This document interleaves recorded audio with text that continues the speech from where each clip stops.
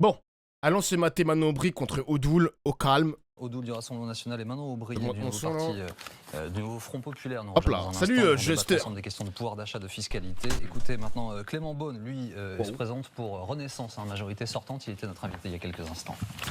L'idée, c'est j'ouvrirai d'avoir la évidemment fenêtre. une forme de front anti-extrême pour que ce soit des circonscriptions où il y a un danger d'élection, notamment du Rassemblement national, mais aussi des extrêmes en général. Ce que Bah, je je vais sais, monter ce que le je son sens, quand même. c'est qu'il n'y aura sans doute pas une majorité évidente. Ouais. Et qu'il faut éviter une majorité du Rassemblement national dans les Voilà. urnes d'abord.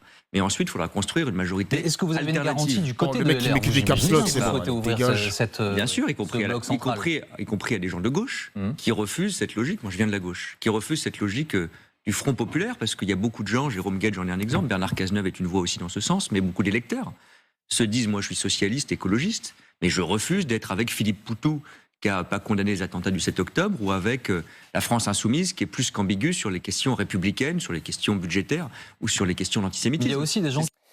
Bonjour Manon Aubry, soyez les bienvenus sur ce plateau. Vous représentez ce matin le nouveau Députée Front Populaire et son européenne. programme. Bonjour Julien Odoul, Bonjour. bienvenue. Vous représentez le Rassemblement non, National juste allez dans voir. cette émission jusqu'aux élections. Nous allons chaque jour... Oh les mecs, j'ai vu que Éric Zemmour, il annonce que Éric Zemmour annonce que le parti Reconquête a investi 330 candidats sur les 577 circonscriptions aux élections législatives. J'ai vu les mecs qui va faire de l'ombre. Il va faire de l'ombre à Marine Le Pen et c'est tant mieux pour nous les mecs. S'ils split les votes, moi ça me va. Hein. Prendre un thème, le décortiquer, Moi, ça me va, permettre les aux mecs. Français de se prononcer en conscience au cours de ces législatives. Ce matin, c'est donc le pouvoir d'achat, la fiscalité. Juste avant que nous n'entrions dans le vif du sujet, un mot de réaction, parce que vous entendez Clément Beaune qui vous renvoie dos à dos sur vos liens, vos ambitions. Et Kylian Mbappé, c'est pas n'importe qui, c'est le capitaine de l'équipe de France de foot, c'est une des personnalités préférées des Français. Il appelle à se mobiliser contre les extrêmes. Il vous vise l'un et l'autre. Comment vous réagissez ? Oh, je me sens pas visée, moi je suis de gauche. D'ailleurs, c'est même le Conseil d'État qui a défini qu'on était de gauche et non d'extrême gauche. Ce que je retiens de Kylian Mbappé, c'est d'abord un appel à la mobilisation, un appel à la jeunesse, qui je crois pourra faire la différence dans cette élection. Pour le reste, sur le fond, et ce débat le prouvera, nous n'avons rien à voir avec l'extrême droite qui, je crois, non seulement combat les droits des femmes, qui défend un projet de préférence nationale et qui est raciste et xénophobe, et sur les questions économiques et sociales, n'a rien à envier au libéralisme économique d'Emmanuel Macron, mais on aura l'occasion d'y revenir. Comment vous réagissez à cette prise de position de Kylian Mbappé ? Moi je trouve ça trop bien ces duels les mecs, ça me rappelle trop TPMP. Les duels entre la gauche et la droite à l'ancienne. C'est de retour ma gueule. Mbappé est un immense Ouais j'ai joueur. vu Emma, j'ai Il, vu. porte les espoirs de millions de Français, notamment des jeunes. Et j'espère qu'il va marquer un maximum de buts Oh, à le l'Euro suceur. dès ce soir face à l'Autriche. Et je lui souhaite bonne chance.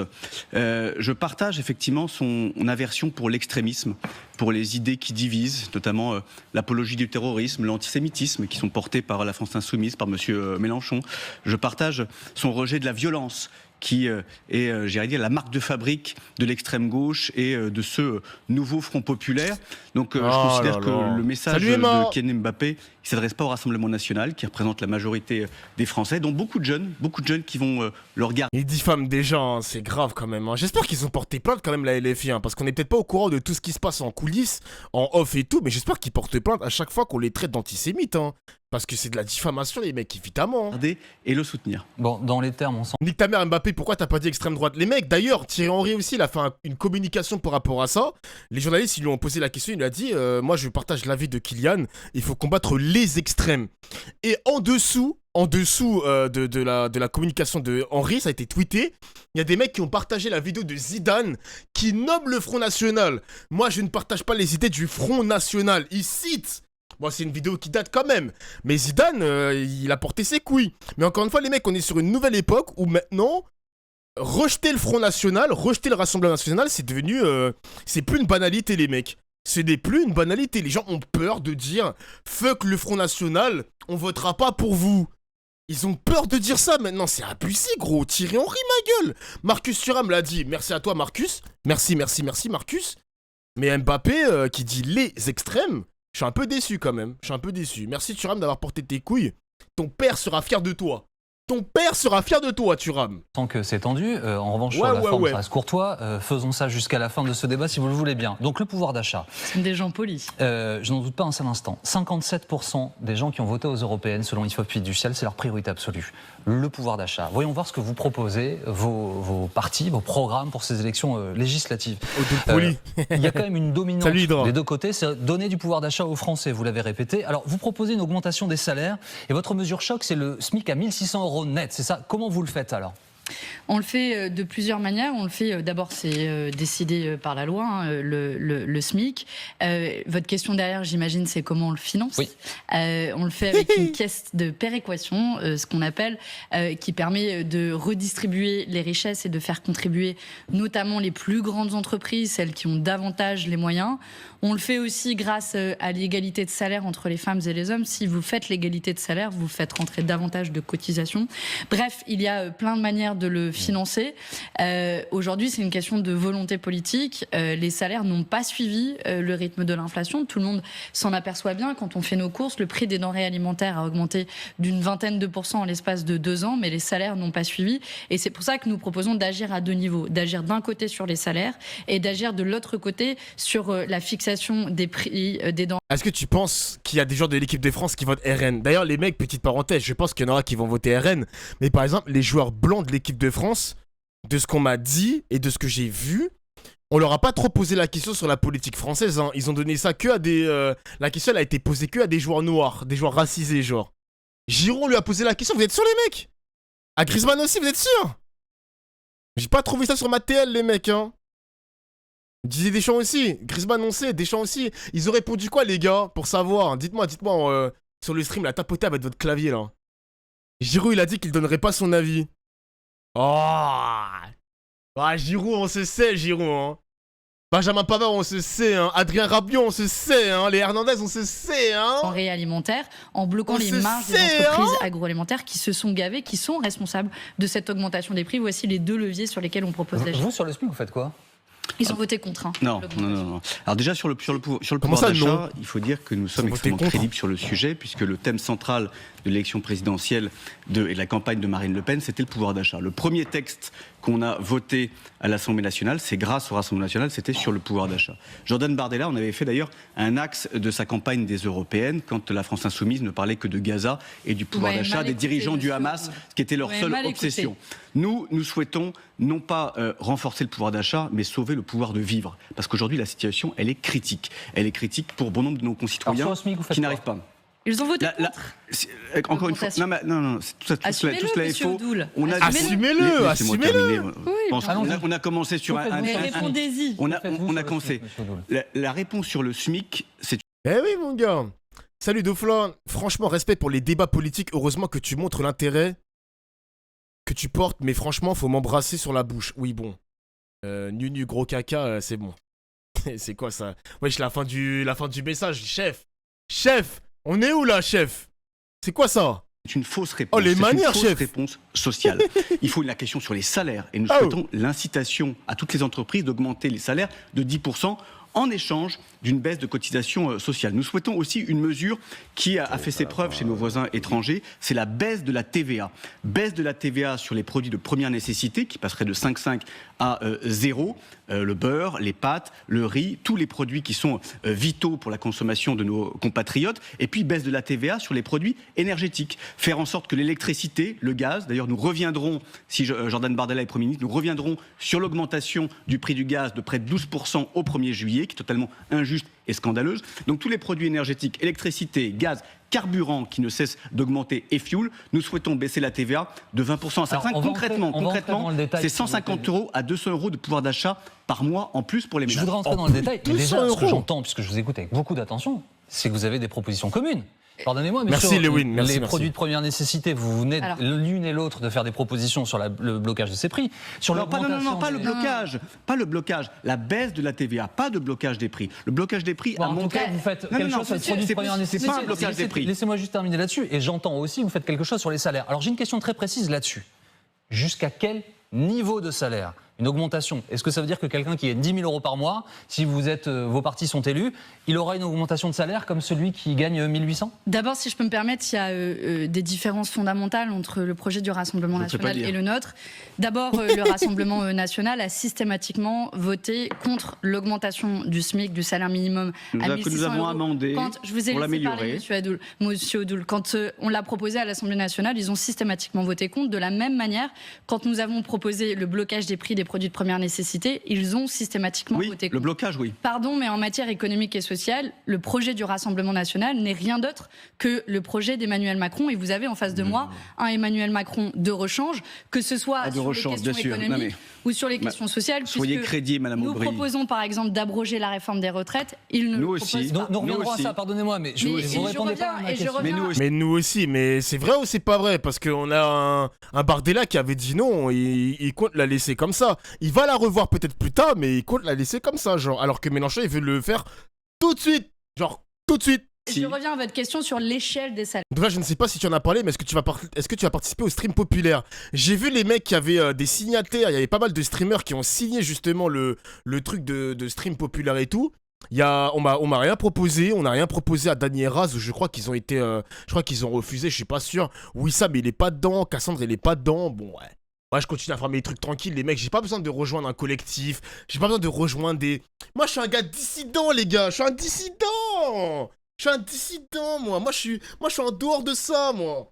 En plus, j'ai vu les noms. J'ai l'impression que c'est des noms très de gauche PS. Moi, c'est une gauche... moi, c'est une gauche très extrême où je suis, moi. Pas la gauche PS. J'ai vu plein de blazes, mon gars. Flemme.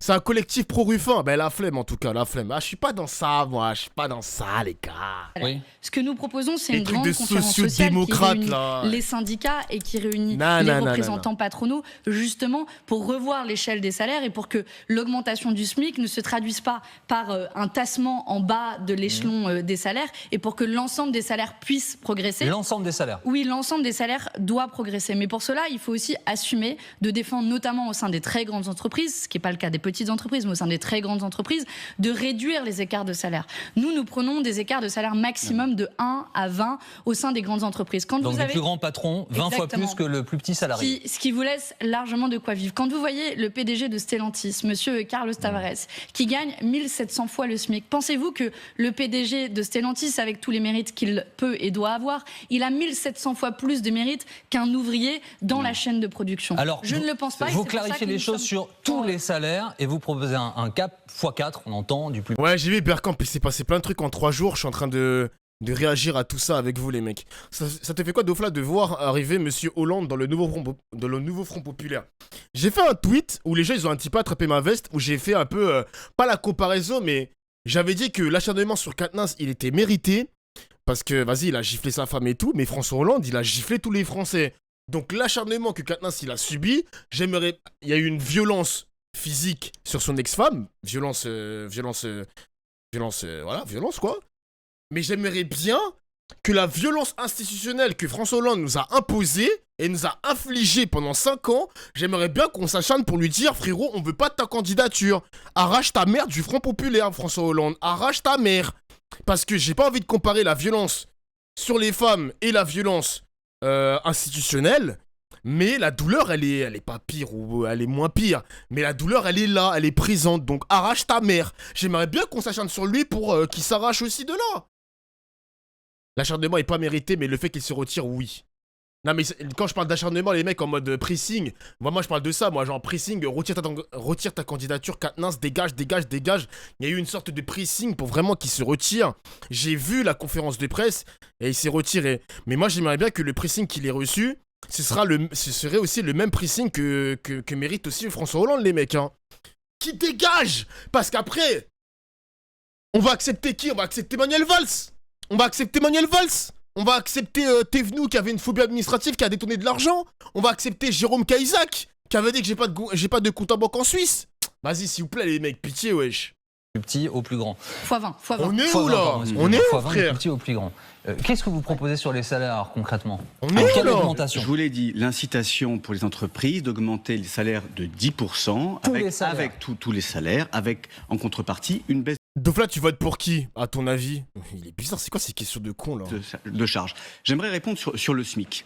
Parce que l'augmentation du SMIC, c'est un faux débat. Vous savez, demain, on pourra avoir le SMIC à 3 000, à 4 000, voire à 5 000 euros. Si la baguette, si la baguette et les prix de première nécessité sont à 5 euros, 10 euros ou autre, ça ne change rien. Ce qui compte pour les Français, c'est pas tellement ce qu'ils vont gagner, c'est tellement ce qui va leur rester, c'est le reste à vivre. C'est les taxes, c'est les charges, c'est les impôts. Tout cela aujourd'hui est à un niveau ahurissant. Et ce qui est terrible dans notre pays, c'est que plus on paye d'impôts et moins on a de services publics. Et ça, évidemment, c'est un scandale et une injustice majeure. Et pourquoi et comment nous pouvons le faire?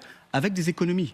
Il y a énormément d'économies à faire que ne veut pas faire la France insoumise. La France insoumise, évidemment, racketter l'épargne des propriétaires, c'est faire en sorte qu'il n'y ait plus de propriété privée avec l'abrogation, notamment de la loi anti-squatter. C'est des mesures totalement scandaleuses. Nous souhaitons faire des économies drastiques sur la fraude sociale. C'est en moyenne 50 milliards d'euros à les récupérer tous les ans. Sur l'immigration, également, qui nous coûte un pognon de dingue. Ça, évidemment, Madame Aubry souhaite la développer. En moyenne, c'est entre 15 milliards et 20 milliards par an. Si vous prenez juste l'accueil des faux mineurs étrangers, c'est 2 milliards d'euros par an pour les départements. L'aide médicale d'État, toute la palette de soins aux clandestins, c'est plus d'1 milliard d'euros, alors qu'un Français sur 3 n'arrive pas à se soigner dans notre pays. Donc il faut faire des économies, il faut faire des choix, il faut notamment que le logement social soit réservé à nos compatriotes, et pas seulement qu'il soit ouvert aux étrangers. Toutes ces mesures permettent de redonner du pouvoir d'achat, du pouvoir de vivre et de l'air pour des compatriotes qui ont été, depuis 7 ans, il faut bien le dire, les étrangers. Tout le temps, ils parlent de priorité nationale et tout. Oh là là là. Vous parlez des recettes, donc vous nous expliquez où vous prenez l'argent.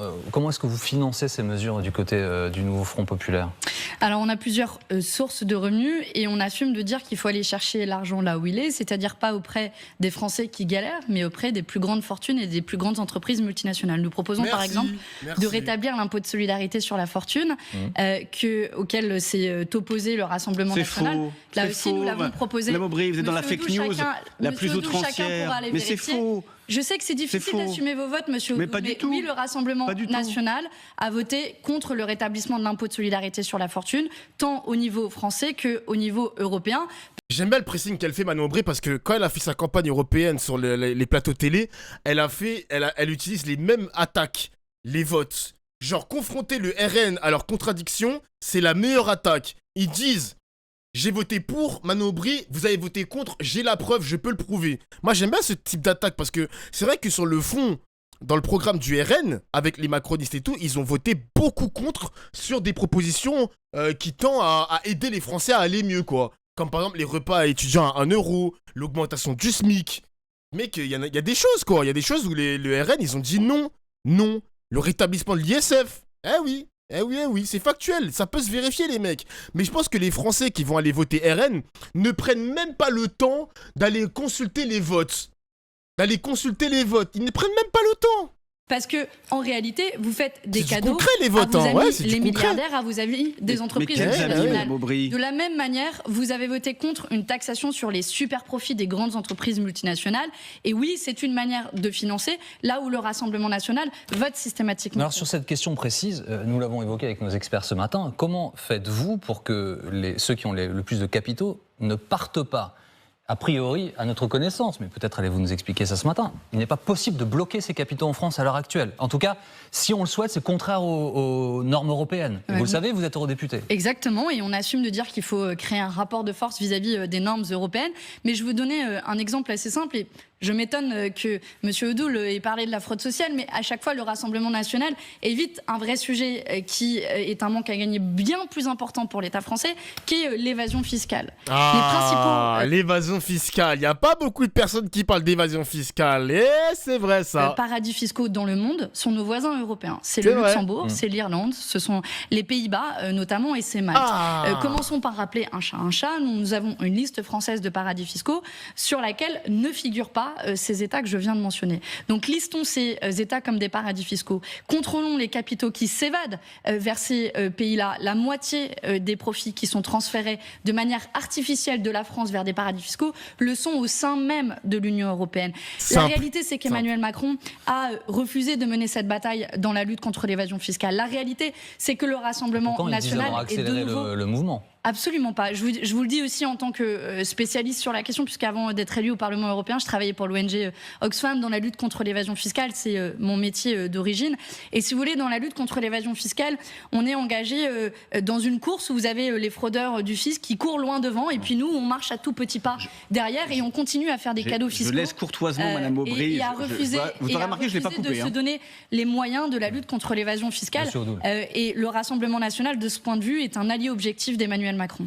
Monsieur Odoul, sur l'impôt sur la fortune, vous êtes comment, vous, au Rassemblement national? Mais c'était dans les propositions de Marine Le Pen en 2000. Non, mais est-ce que ça veut dire, excusez-moi, est-ce que ça veut dire que ce sera à nouveau dans les propositions que vous allez faire aux Français pour les législatives? Mais oui, évidemment. En fait, pardonnez-moi, mais ça vous fait encore un point commun. Mais non, mais attends, excusez-moi, il vient de nous expliquer. Si vous voulez, vous avez voté contre l'universalité des allocations familiales, vous avez voté contre le complément de revenu pour les étudiants, vous allez voter contre des mesures sociales extrêmement concrètes que nous avons proposées, notamment dans votre niche parlementaire, parce que vous, c'est difficile d'assumer que vous votez contre l'ISF, monsieur Odoul. Madame Aubry, vous savez, nos électeurs sont beaucoup plus populaires que les vôtres, qui eux sont des communautaristes et des islamistes, qui sont biberonnés à la haine du juif. Donc, waouh! Là, le mec, il était au pied du mur, il a sorti la carte de l'antisémitisme, de l'islamisme. Waouh! Il était au pied du mur, il s'est dit, bon, allez.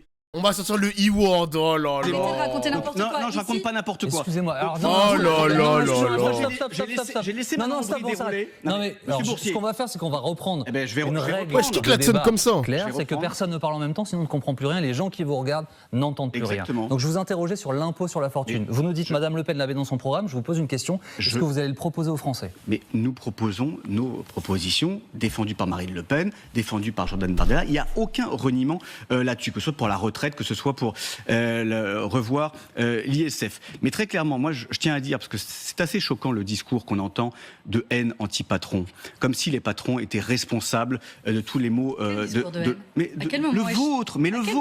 Vous voulez pénaliser ceux qui investissent, ceux qui entreprennent, ceux qui prennent des risques, ceux qui créent des emplois dans notre pays. Et oui, les patrons, les petits patrons, ceux qui se lèvent tous les matins, ceux qui ont une avalanche de normes qui aujourd'hui sont en train de les étrangler, oui, ce sont eux qui créent la richesse de notre pays. Donc eux, il faut les aider. Eux, il faut supprimer les normes contraignantes qui aujourd'hui pénalisent l'économie française. Une question pour vous. Que faites-vous au sujet des grandes entreprises?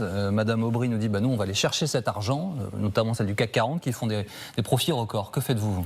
Mais dans les grandes entreprises, vous avez plusieurs types. Vous avez effectivement des profiteurs. Vous avez des entreprises du CAC 40 qui ont largement profité des différentes crises, qu'elles soient sanitaires ou économiques, et qui se sont gavées. Et effectivement, il y a de l'argent à aller chercher. Il y a d'autres entreprises, des grandes entreprises, qui créent des emplois en France, qui constituent une richesse pour notre pays, et dont les patrons ne sont pas des escrocs, ne sont pas des voyous. Est-ce qu'il faut les pénaliser? Non, il faut leur permettre justement de créer plus d'emplois. Comment vous faites le tri? Il faut leur permettre. Excusez-moi, mais enfin, c'est très clair sur les comportements. Vous savez, vous avez des entreprises qui ont bénéficié de subventions d'État, d'aides d'État pendant le Covid, et qui ensuite en ont profité pour délocaliser. Ces entreprises doivent être pénalisées, sanctionnées très clairement. Mais vous avez l'essentiel aujourd'hui du tissu d'entreprises économiques, des petits patrons qui font la richesse de ce pays et qui ont besoin de moins de normes, de moins de contraintes et d'être soutenus, ce qui n'est pas le cas de la France insoumise. Madame Aubry. Alors, il y a eu un certain nombre de choses complètement erronées qui ont été dites. D'abord, si vous soutenez véritablement les petits patrons, je reviens à la question que vous avez éludée, qui est la question de lutte contre l'évasion fiscale. Si vous prenez, je ne sais pas, un tenant d'un bar au coin de la rue, lui n'a pas de filiale au Luxembourg, Starbucks si. Vous prenez le patron d'une librairie au coin de votre rue, Starbucks, il n'a pas de filiale dans les paradis fiscaux, alors qu'Amazon, oui. Donc vous voyez, le plan que nous proposons de lutte contre l'évasion fiscale, c'est d'abord un plan d'équité fiscale qui permet de rattraper ces inégalités entre d'un côté les grandes entreprises multinationales qui ont des filiales dans les paradis fiscaux et qui ne payent pas leur juste part d'impôts et les petites entreprises. Et puis ensuite, la réalité, monsieur Odoul.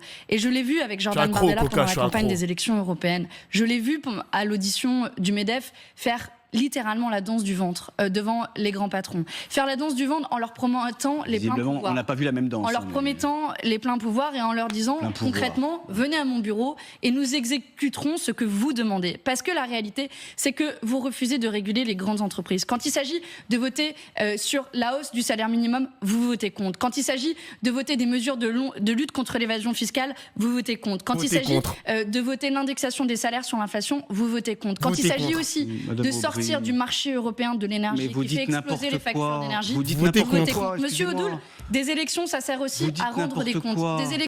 Elle a le meilleur angle d'attaque. Il faut que toutes les autres personnes du nouveau Front Populaire qui affrontent le RN doivent utiliser cette tactique. Montrer le vrai visage du RN quand ils ont voté pour ou contre, enfin surtout contre, tout ce qui concerne l'augmentation du pouvoir d'achat des Français. Il faut que tous les adversaires s'en servent, les mecs. Il faut le faire. L'élection, ça sert aussi Et à dire la vérité, les madame autres Aubry. doivent faire pareil. Dire la vérité. Alors justement, excusez-moi, Moi, je n'ai Dites pas la parlé en vérité, même temps que vous. s'il vous Je n'ai plaît. pas Au lieu parlé de en même temps voter que dans le vous, monsieur Odoul. mensonge. Des élections, ça sert aussi à Vous du respect n'arrêtez démocratique. pas de mentir.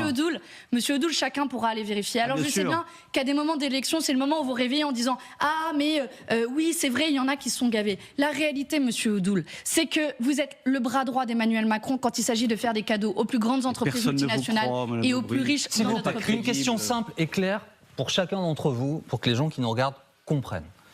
Si vous êtes élu, vos partis, est-ce que oui ou non, les impôts des Français vont augmenter? Est-ce qu'ils vont baisser? Est-ce que rien ne changera? C'est une question simple, je vous demande une réponse très claire à cette question. Très monsieur clair, Odoul. s'il vous plaît. Les impôts vont baisser. Pourquoi? Parce que nous Pour allons tous les Français? Pour tous les Français, les impôts vont baisser, et particulièrement pour les classes moyennes et les plus modestes.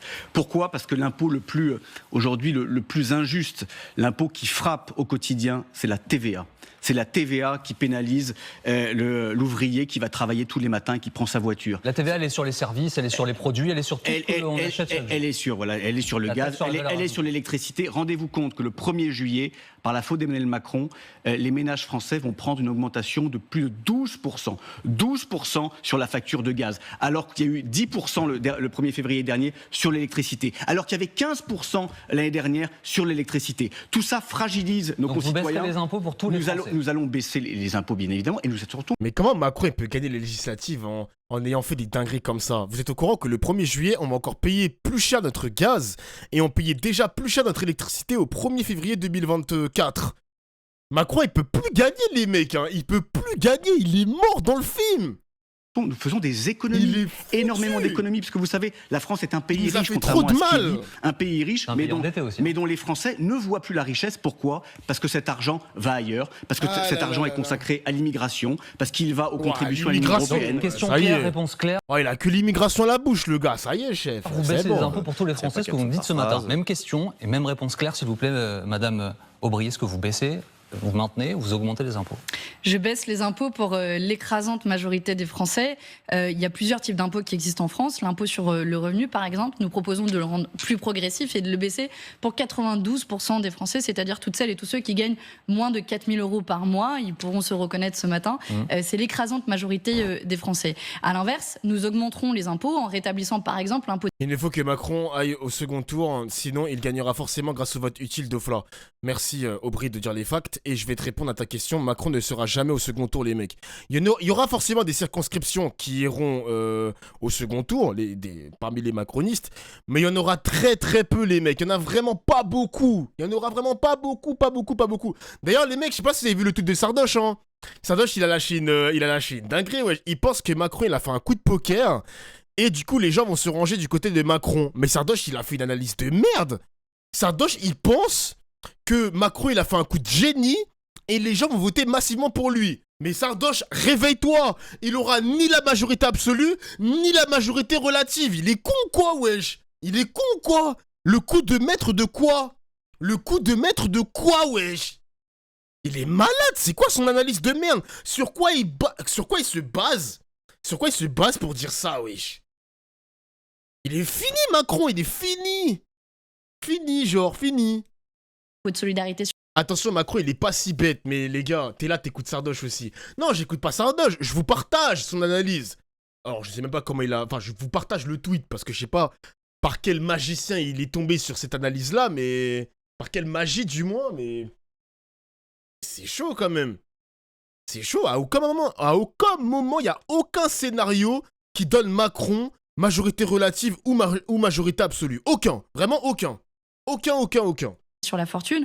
Je rappelle que de Never. notre À quel niveau? Merci par Choco pour le exemple, sub. On gagne Jure, combien un par an nouveau on paie sub. l'impôt sur la fortune? L'impôt Merci. sur la fortune, le seuil qui était fixé initialement tant en termes de capital qu'en termes de revenus, c'est 1 million par an. Vous voyez, c'est beaucoup d'argent. On a les 500 plus grandes familles en France qui possèdent 45% des richesses dans notre pays. Il n'est pas normal d'avoir de telles inégalités. Si vous prenez un homme comme Bernard Arnault, s'il avait dépensé 8 000 € par jour depuis 1789, c'est évidemment un exemple théorique parce que Bernard Arnault a beaucoup de pouvoir, mais pas celui d'être immortel, on ne serait qu'à 1% de sa fortune. Donc vous voyez, le seuil des inégalités, il est colossal. Mais alors, Depuis 1780, s'il dépense 8 000 € par jour, il aurait dépensé que 1% de sa fortune. Oh, ah ouais, les maths, ça... Ah ouais. Ah, la statistique de malade.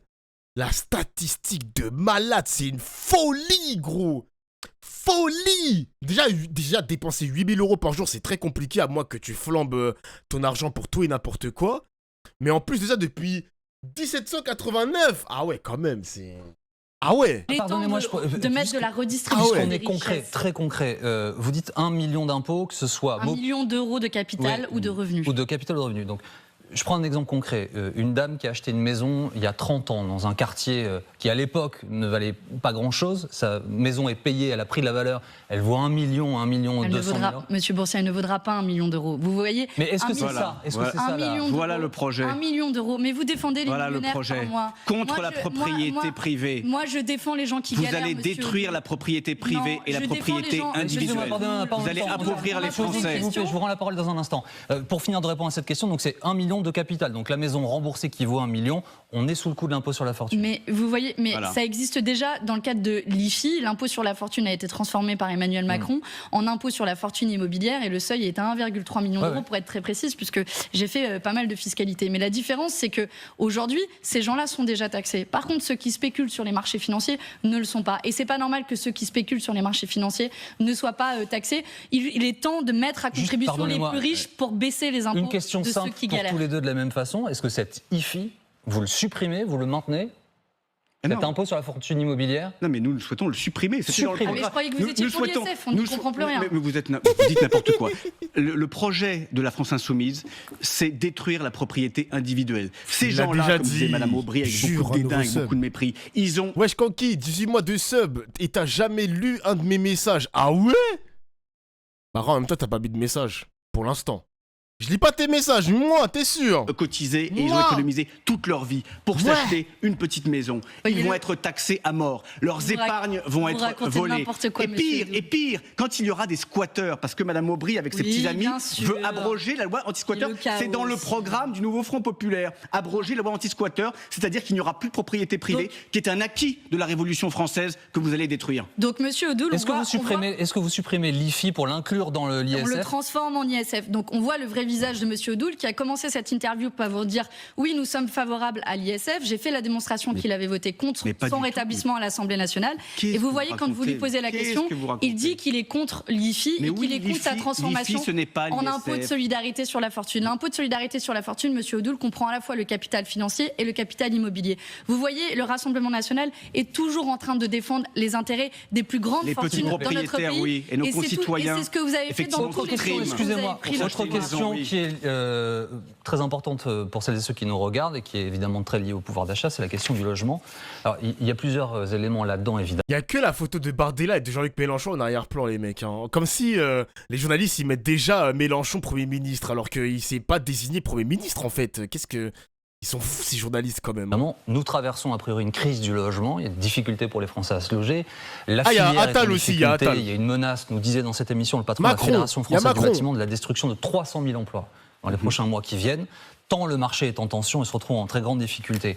Qu'est-ce que vous proposez concrètement pour à la fois soutenir cette filiale et aider les Français à mieux se loger?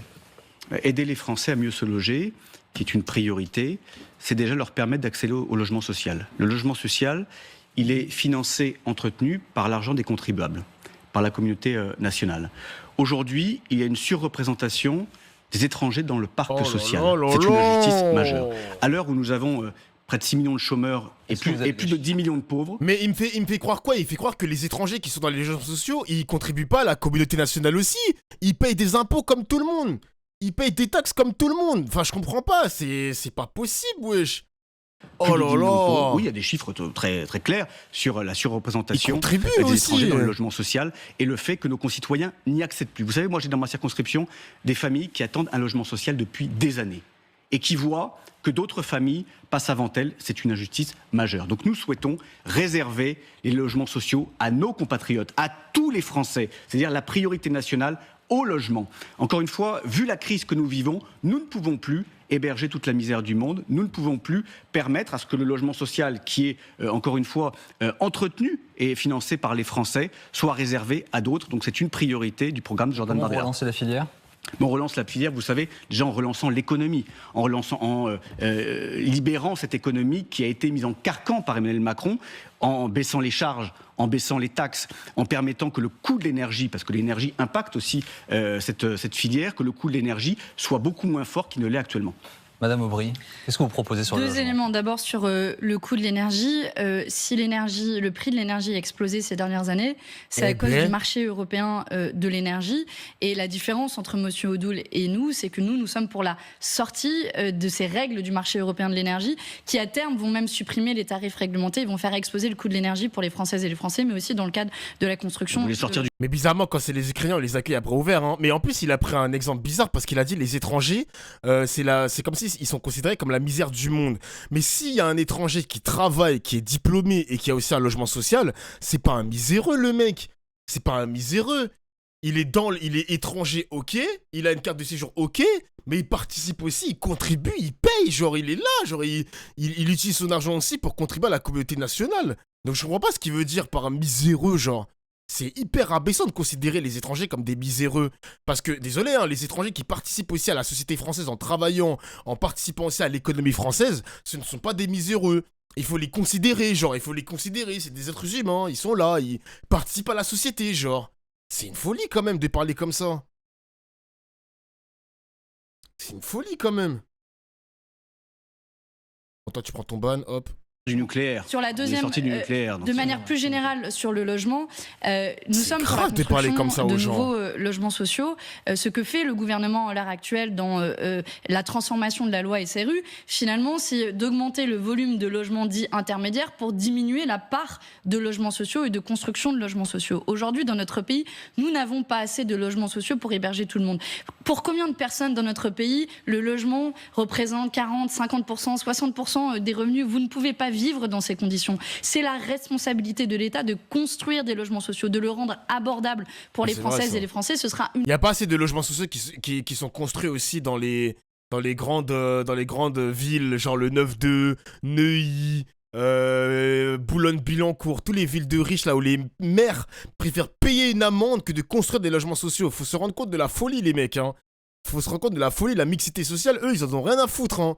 Ils en ont rien à foutre. Une de nos premières priorités. Ça veut dire mettre de l'argent pour ça? Oui, ça veut dire mettre de l'argent public. Et pour tout le monde. Vous savez, c'est une priorité de ne pas avoir des gens qui vivent à la rue. Quand vous avez 300 000 sans-abri dans notre pays, quand gouvernement après gouvernement d'ailleurs, quelles que soient les couleurs politiques, ils ont tous promis qu'il n'y aurait plus une personne qui vit dans la rue, et gouvernement après gouvernement, ces promesses ne sont pas tenues. Pour moi, ça m'est insupportable quand je vois des gens comme vous et moi, des hommes et des femmes qui se retrouvent à vivre sous la pluie, dans le froid, dans la chaleur. Oui, ce n'est pas acceptable dans la 7e plus grande puissance économique. Il nous reste 2 minutes. Merci pour la façon courtoise dont vous vous écoutez ce matin. 1 minute chacun. Quelle sera la première mesure de pouvoir d'achat que vous mettrez en place dès votre arrivée si jamais les Français choisissent votre parti?